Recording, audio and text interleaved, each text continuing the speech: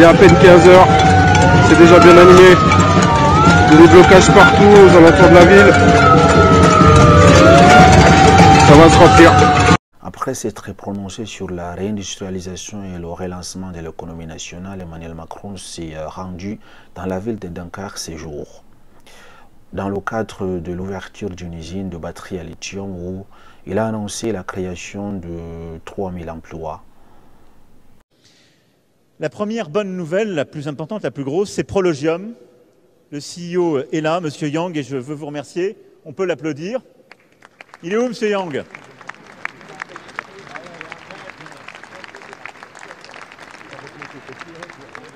Il est là, derrière. On se retrouvera après au bâtiment de la communauté urbaine. Alors, Prologium est un très grand groupe asiatique avec des investisseurs de toute la région, basé à Taïwan.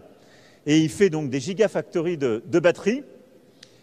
Merci, le voilà, avec Monsieur Normand, qui est le français de l'équipe. Ils ont fait un boulot formidable.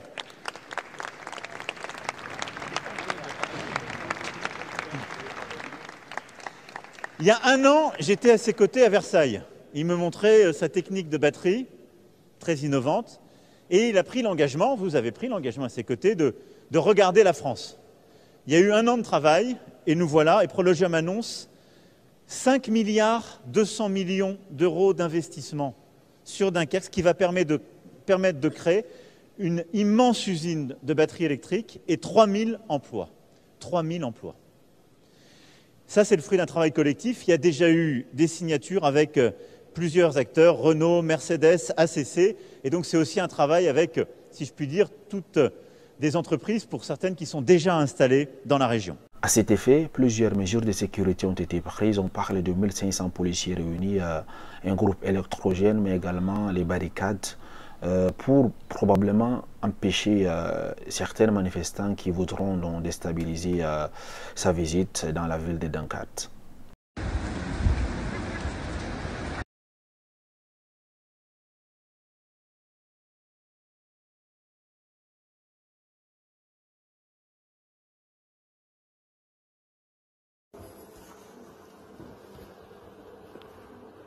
L'arrivée de la garde impériale, là, en fait, c'est ça.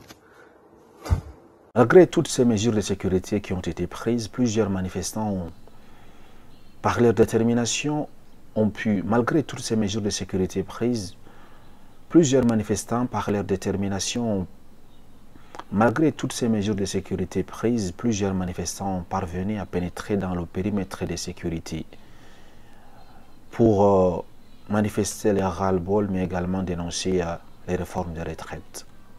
Pas question de tourner la page des retraites. À quelques heures de l'arrivée d'Emmanuel Macron à Dunkerque, ces manifestants se font entendre au son des casseroles. Ils demandent toujours le retrait de la réforme.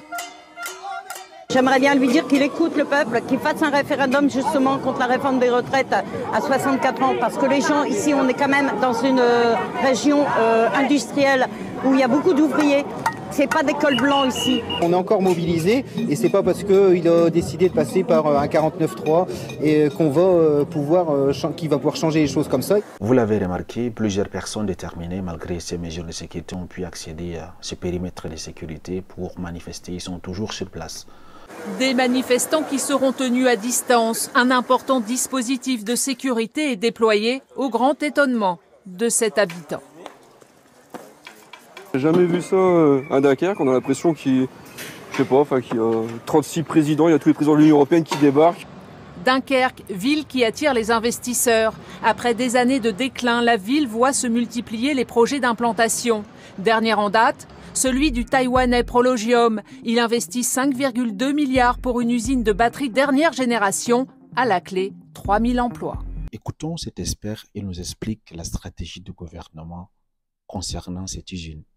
On va mettre en place des formations pour les batteries, donc il faudra reformer des personnes. La région nous aide en ce sens pour ces programmes de formation.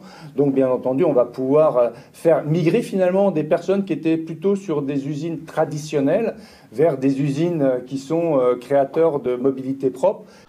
Mais ce qui se passe là, le mandat d'Emmanuel Macron lui reste encore 4 ans. Donc les 4 ans seront vraiment très longs à tenir.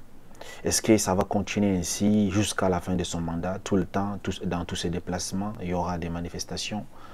Ou bien il va démissionner avant les 4 ans là? En tout cas, c'est ce que nous allons voir dans les jours et les semaines à venir.